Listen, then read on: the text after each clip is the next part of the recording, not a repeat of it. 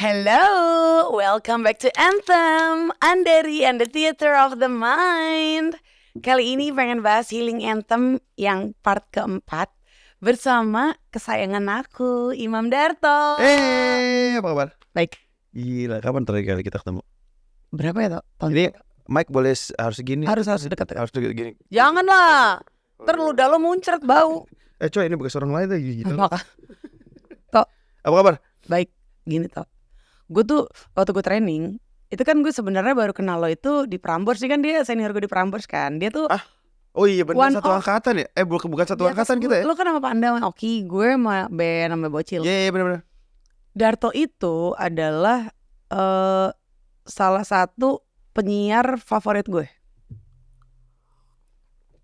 Andari itu salah satu penyiar yang diperebutkan oleh teman-teman saya. Nih ada. Sebut aja, ntar juga gue sensor. Adalah pokoknya. Wah gila.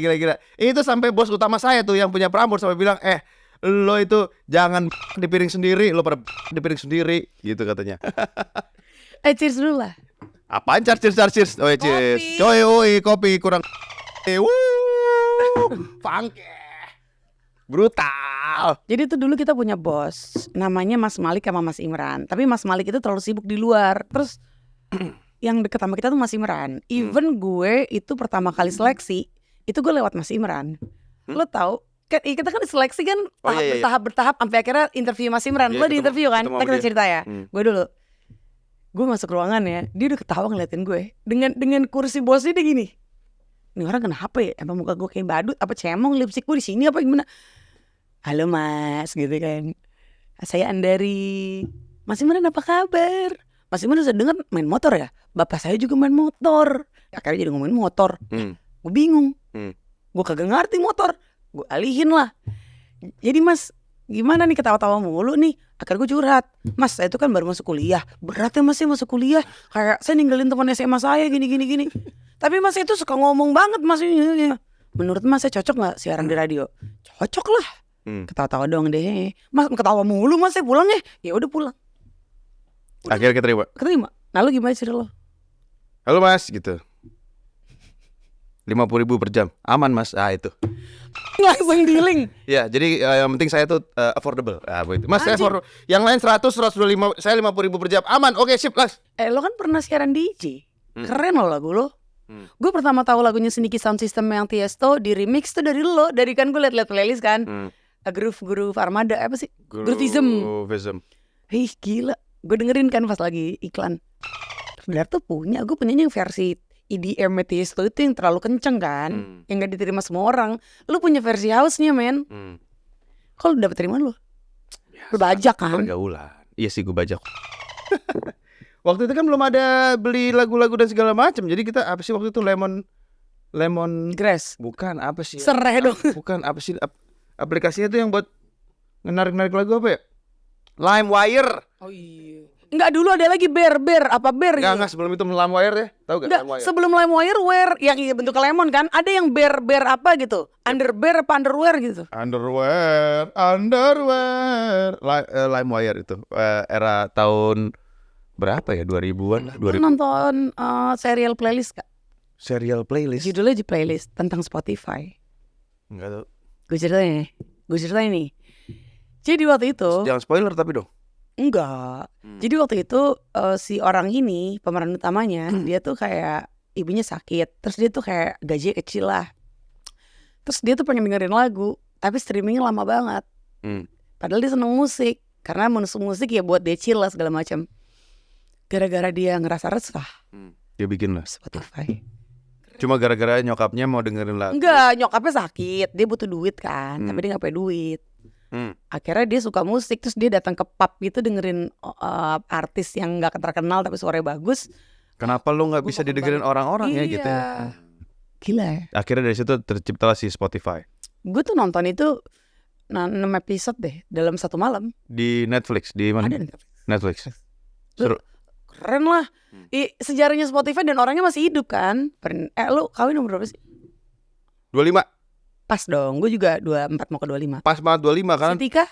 24. Oh deket dong. Bahkan gue minta sama kawinnya 23. Jadi bintang lo apa? Scorpio. Si Tika? Capricorn. Cocok. Kenapa? Adek gue Lu anak ini banget. enggak banget. Cuma gue memantau sekitar gue. Asik. Adek gue Scorpio, kakak gue tuh Capricorn. Mereka match banget. Astrologi banget nih anak. Enggak, Kalau astronomi gue. Gue Oki Libra, gue Leo, cocok. Tapi sama-sama fire. Tapi ketika fire itu bisa kita kontrol, kita melebur jadi satu. Gila. Yang kebakaran kiri kanannya.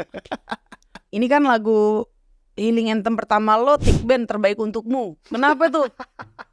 Buat siapa lagunya? Gak buat siapa-siapa. Gue orang kalau misalnya nanya lagu buat siapa, gue tuh nggak pernah ngelihat atau gue nggak pernah terasosiasikan secara spesial lagu tertentu buat siapa. Jadi entah kenapa lagu itu adalah lagu yang tidak pernah bosan gue dengerin. Kan beberapa kali tuh kayak ada acara terus mandu karaoke itu kan selalu membawakan lagu-lagu dari era-era itu kan. Nah tuh gue at some point aduh bosan banget nih kayak misalnya sama podcast mas kita bikin karaoke. Terus gue bilang anjing lagu-lagu ini lagi. Apa sih kayak The Killers, Mr. Brightside, gue bosen banget. Anyway, dia itu cuma punya lagu-lagu yang gue nggak tahu apakah udah license atau gimana, gue nggak ngerti lah. Pokoknya intinya nggak bermasalah secara copyright lah. Satu-satu lagu yang gue nggak pernah bosen untuk dinyanyikan tuh itu doang. Kenapa lo berikutnya pilih Nadine Amiza yang bertaut? Boleh. Itu si Nadine Amiza itu kan liriknya tuh kayak dia sepertinya kayak ngomong ke nyokapnya kan itu.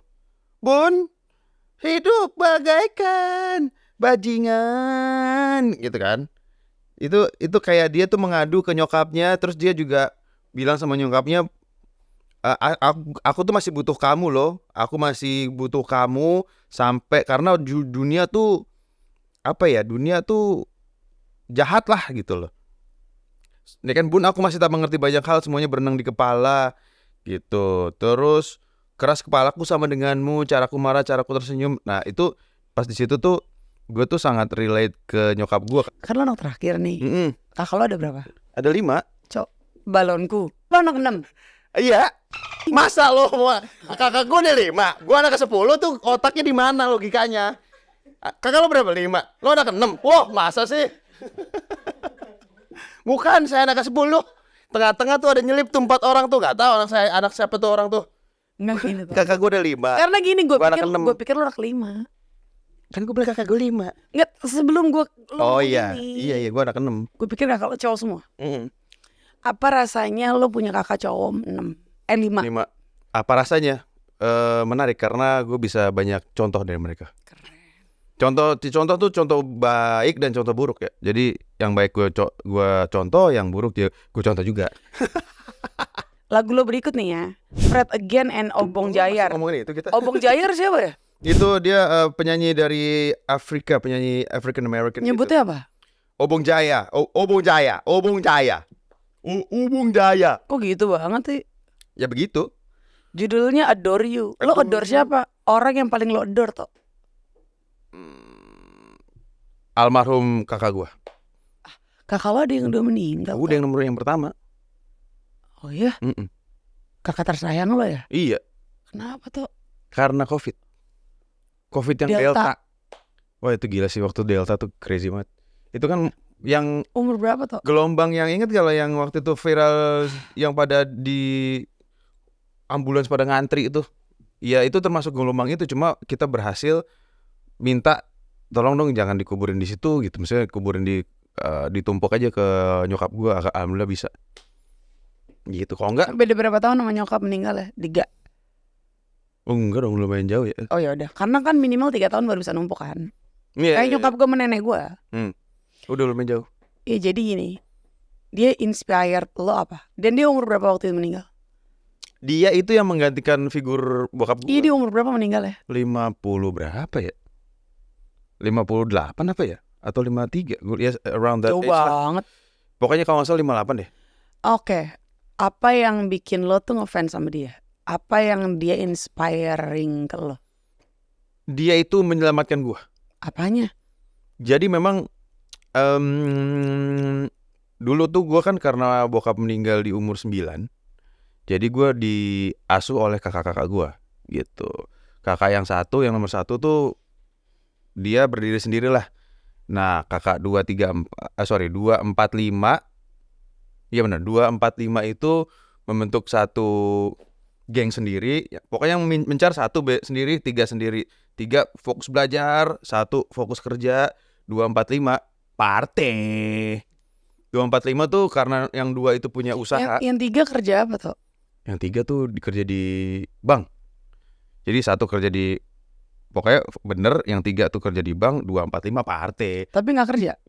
Ada bikin yang 2 tuh punya usaha toko sepatu. Bagus dong. Ya tapi itu yang tiap malam partai. Nah, Ya gue tuh lu. gue ngikut ke situ tuh. Gue 245 bikin geng, gue 6 otomatis ngikut ke situ. Terus kan gue mengamati, oh gini ya partai-partai. Jadi gue ke Hard Rock ngikut. Terus kakak gue, weh gile, kakak gue pacarnya banyak guys gitu. Nah, Yang mana yang pacarnya banyak? ya semuanya. Nomor berapa?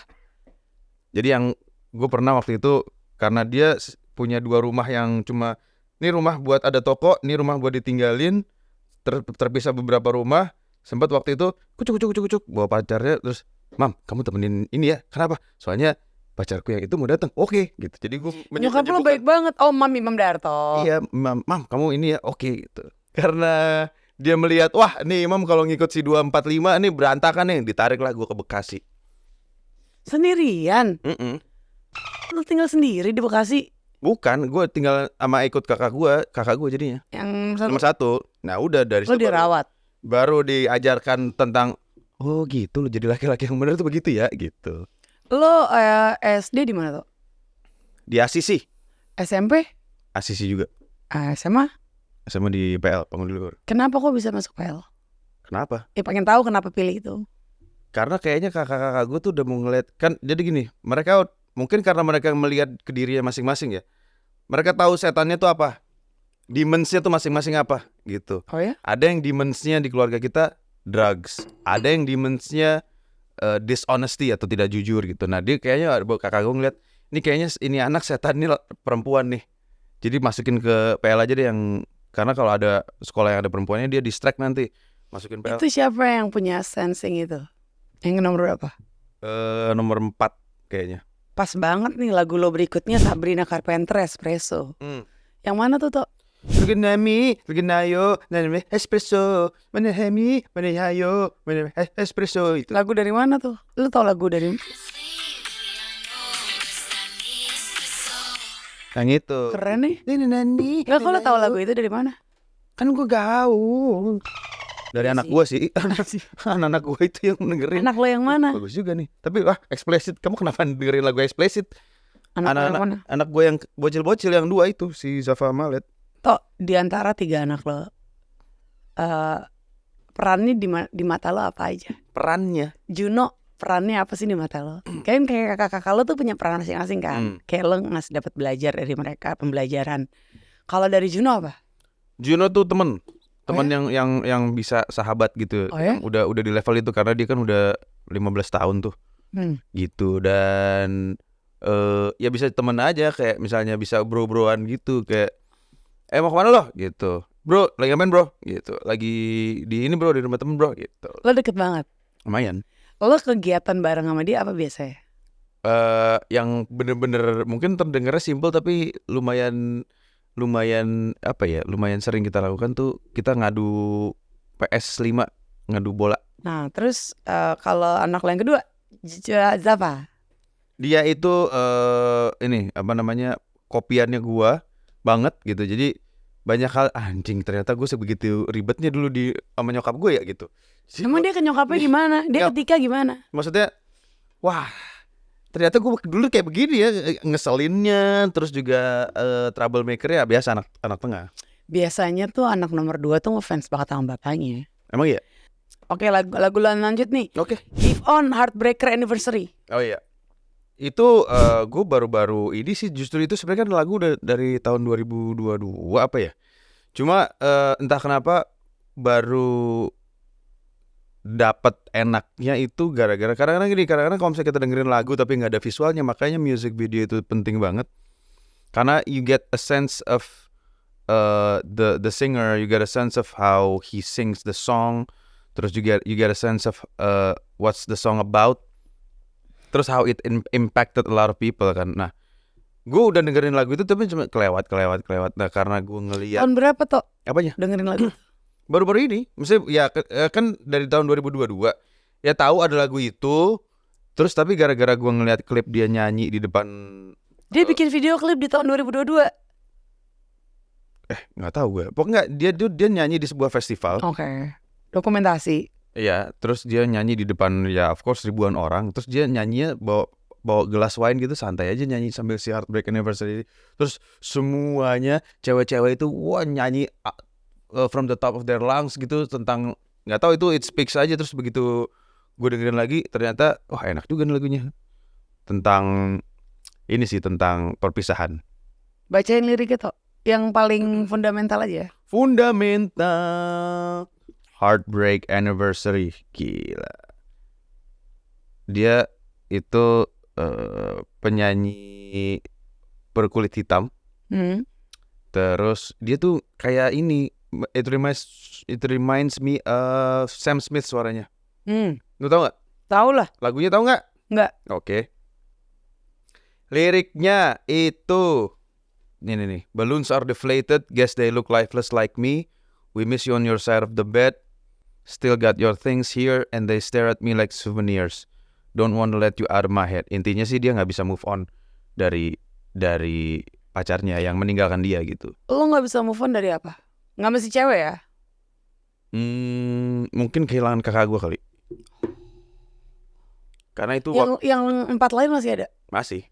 Cuma yang bener-bener menggantikan posisi bokap dan gue bener-bener nggak nyangka dia akan pergi secepat itu tuh ya yang pertama. Namanya siapa?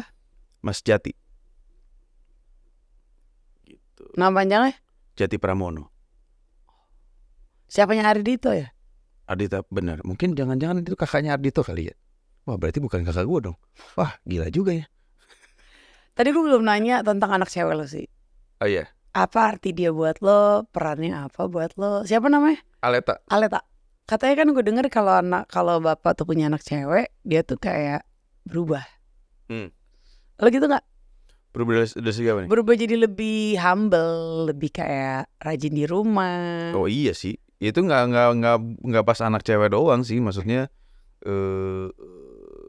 yang jelas sih berubah untuk gue harus hidup lama nih buat mereka gitu. Karena gue pengen lihat mereka nikah, gue pengen lihat cucu-cucunya gitu. Dan gue harus hidup lama nih. Makanya yang dulu gue gak suka olahraga gitu. Olahraga lo apa sih?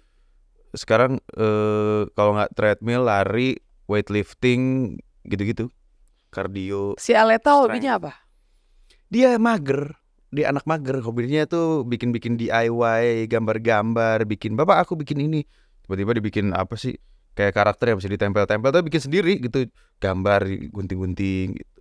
Ya berarti dia kreatif sama kayak lo. Iya. Menurut lo tuh 3 anak lo tuh kepengaruh kreatif dari lo gak? Bisa dari gue dan ibunya juga. Ibunya tuh apa sih? Tika tuh ngapain sih? Desain grafis dulu kan kuliahnya. Sekarang masih gak? Enggak, udah jadi. Oh sekarang ini masak, chef. Ya maksudnya emang doyan masak karena emang. Jadi akhirnya si Juno tuh dapat si skill masak dari dia. Orang Juno bisa bikin spaghetti, truffle, spaghetti, pesto yang apa sih ini gue gak ngerti. Gimana waktu itu lo siaran sama Oki? Itu perasaan lo? Ya akhirnya gue mendapatkan partner yang seangkatan, sama-sama sefrekuensi. Terus juga kita lumayan bebas melakukan apa aja. Tapi gue inget banget waktu itu lagi suka mau ngomong Inggris kan, gue mau Oki kan. Jadi kita siarannya pakai ngomong bahasa Inggris, otoy banget. Keren banget. Abis itu dimarahin sama Warman, lo siaran di Los Angeles lo nggak boleh pakai bahasa Inggris. Iya sorry kelewatan gitu. Akhirnya balik. Terus kita juga, jadi kita punya program, bukan, kita punya PD, program director namanya Warman waktu itu. Kita Ki, Warman udah cabut nih. Kita rekaman gimana? 2 jam terakhir. Oke, aman. Siap. Tahu gue gap kan. Oke. Bukan gua. Dia bisa dinner di tempat sama yang Warman lagi dinner juga. Pinter lo Ki. Akhirnya ke gap. Terus gimana? Tuh ada Warman nih. Goblok. Ngapain lo ke situ? You waste those eyes. Oh iya. When you tahu Happy birthday to you. Happy birthday to you. Nggak enak. Happy birthday to nggak enak. Nih, 'cause all of the small things that you do are what remind me why I fell for you gitu. Jadi ini nih, when we're done making love and you look up and give me those eyes. Tuh, jadi kayak ketika kita selesai bercinta, kamu melihat ke atas dan memberikan aku mata itu. Itu kayak merepresent gue sama bini gue, kayak kita selesai bercinta terus dia ngeliat terus bilang, udah ya besok aku menyetrika nih gitu. Oke. Lagu berikutnya nih Pamungkas, Kenangan Manis.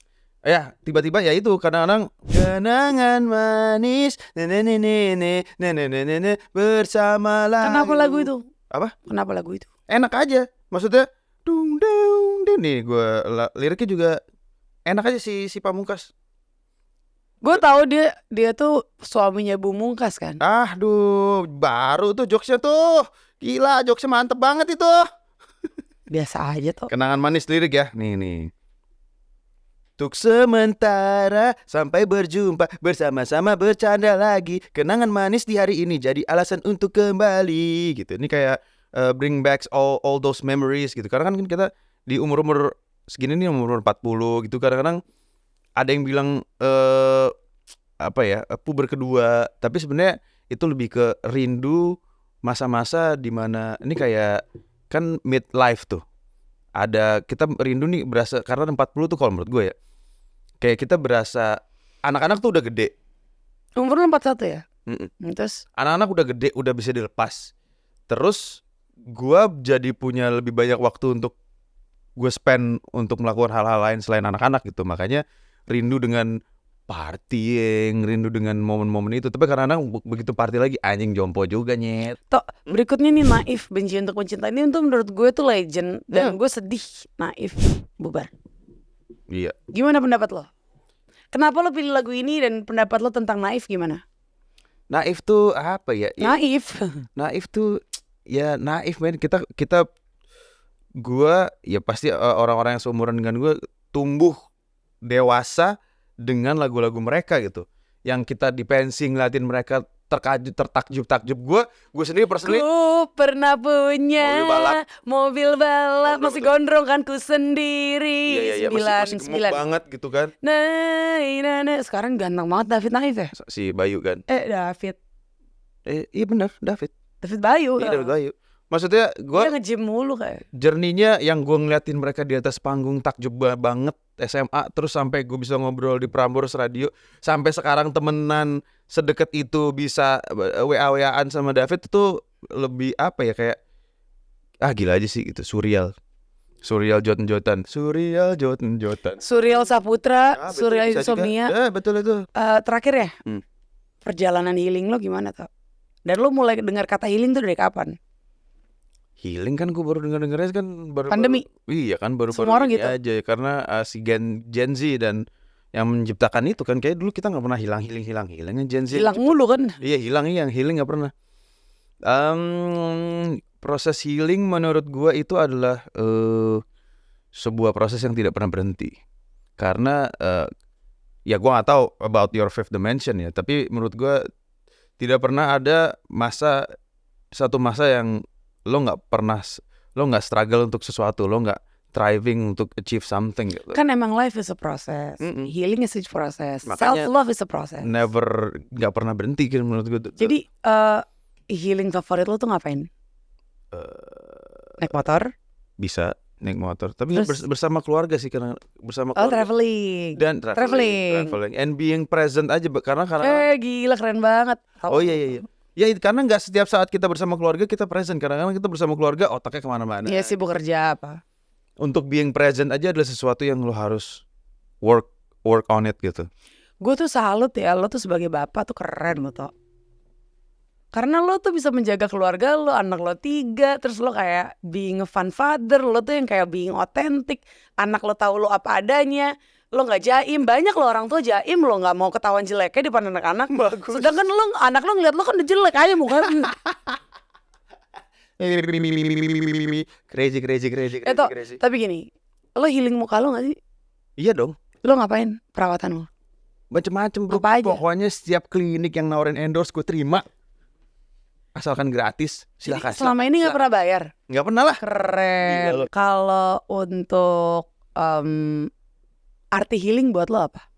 Healing itu adalah proses. Kok lo bisa jadi orang nggak dendaman toh?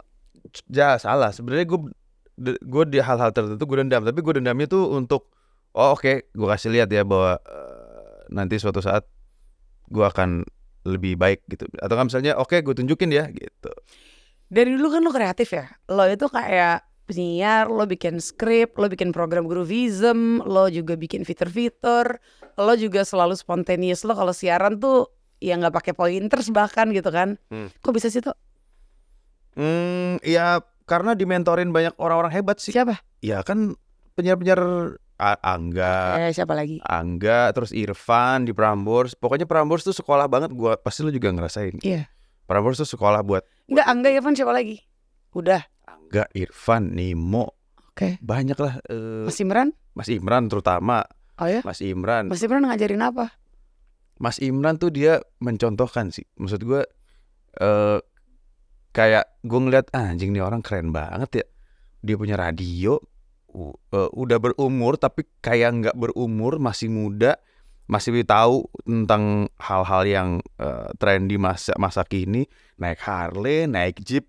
Nah akhirnya gue lebih sedikit banyak nyontek dia gitu, kayak laki banget nih orang gitu. Berarti yang lebih tua semua yang inspirasi lo ya? Yang lebih muda ada nggak inspirasi lo? Sekarang orang-orang yang circle gua anggap mereka inspirasi gue in a way gitu. Maksudnya Siapa aja yang lebih muda? Orang-orang Selain Surya. anak lo? Surya lebih muda. Surya. Omes lebih muda. Enggak. Kalau Enggok sih lebih tua ya. Maksudnya Surya tuh termasuk inspirasi gue karena gue liat Surya ini pinter banget menangkap sesuatu dan kemudian beradaptasi dengan itu dan mengimplementasikannya ke gayanya dia gitu. Itu wah boleh nih orang gitu. Yang makanya akhirnya jadi gue kan kita belajar dari siapa aja. Jadi gue memperhatikan begitu cara dia membuat gayanya, dia capture sesuatu kemudian diolah terus keluarnya jadi kayak gitu. Sementara otak gue udah otak tua gini anjing. Menurut lo esensi dari radio yang berguna untuk karir lo sampai sekarang apa? 3. Networking. 1. Terus juga rutinitas. 2. Karena lo stripping ya. Tiap hari. Networking, rutinitas, terus juga apa ya? 3 kata. Iya. Pergaulan sih. Oke. Networking yang pergaulan beda ya? Beda. Networking tuh kalau kenal dengan orang-orang as in a professional level gitu. Kalau pergaulan tuh ya lo bercandanya, cara ngomongnya, pergi ke tempat-tempatnya gitu. Best healing quote lo apa tuh? Boleh Indonesia, bahasa Inggris, bahasa Perancis. Oh iya. It too shall pass. Kenapa? It too shall pass. Jadi kalau di bahasa Indonesiain adalah itu nanti suatu hari akan lewat juga. Kenapa? Pilih itu. Gue denger ini dari Tom Hanks dan itu keren banget. Dia bilang kalau saja gue mengerti bahwa it too shall pass, bahwa apapun itu suatu hari nanti akan berakhir juga. Temporary. Jadi kalau lo dalam keadaan fucked up, lo lagi di bawah, lagi stres, lagi apapun itu akan lewat.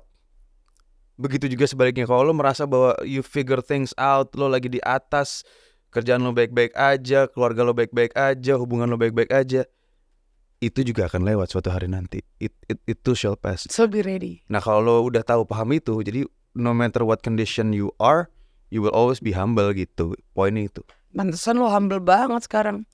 Humble pedes lagi sama. Aduh, baru tuh jokesnya tuh gak pernah dengar saya. Sekarang terakhir toh, lo mau ngomong Terakhir mulu nih, udah kelimanya terakhir nih. Lo mau ngomong apa sama audiens, terutama yang anak muda dan juga orang-orang yang sekarang berkecimpung di industri kreatif, terutama yang baru-baru? Justru gue malah belajar dari yang baru-baru banyak hal gitu, karena mereka ini adalah generasi-generasi yang mungkin act first, think later gitu. Mungkin generasi-generasi kita kebanyakan yang pikir dulu kali ya, bikin apaan ya? Ini ntar kalau ini gimana? Kalau itu gimana? Kalau mereka tuh bikin aja gitu, nggak ada Execute-nya cepet ya. nggak ada loss-nya gitu. Nah itu menurut gue sikat sih. Cakep. Lanjutkan ya. Darto makasih dan Thank you Andari. thank you untuk Healing Anthem-nya. Kita Thank you. udah bahas semua. Dan lo thank you banget udah bacain liriknya. Gak semua narasumber bacain liriknya. Biasanya gue yang bantuin baca liriknya. Oke, kalau gitu kalau lo suka sama konten ini lo komen. Kalau lo ada komen juga yang kayak berhubungan sama healing journey lo komen. Atau lo mau sharing Healing Anthem lo komen. Atau bisa juga kalau mau cerita panjang dan rahasia lo email ke anthemtheaterofthemind@gmail.com. Thank you all for watching. Darto pamit, Andari pamit. See you again on the next episode of Anthem. Andari and the Theater of the Mind.